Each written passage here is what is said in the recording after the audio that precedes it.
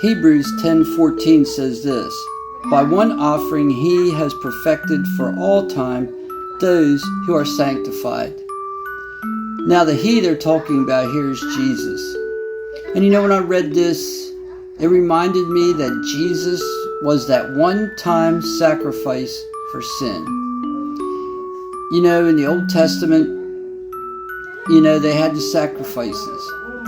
And they had to sacrifice a dove or a goat or a bull, but they had to do it all the time. They would sin, and then every so often they'd have to have sacrifices to get rid of the sin. Because to deal with sin, it always took blood.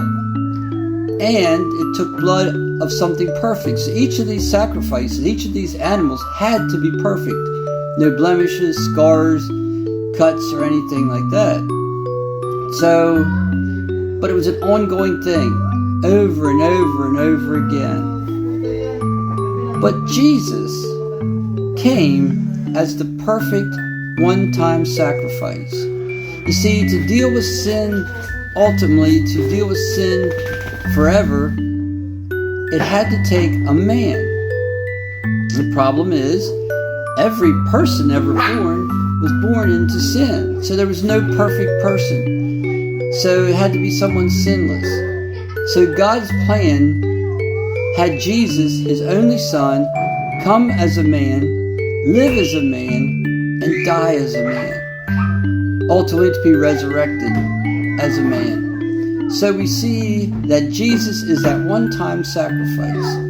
And I was thinking, this is something we need to remember, because at this time of year we're approaching Christmas, a couple weeks away, and we get all excited about the holidays, maybe the decorating, maybe the presents, maybe the family time, things like that. And that's all good.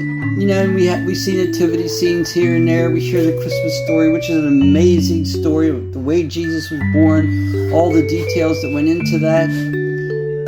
But let's never forget why Jesus came.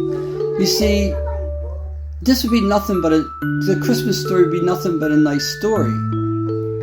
But it's much, much more. It's much more. It goes so much deeper because of why Jesus came. Because Jesus did come as that one-time sacrifice that made it possible for us to live for eternity in heaven with Him. We'll get to see Him every single day with nail-scarred hands, the scar in His body, the scars in His feet.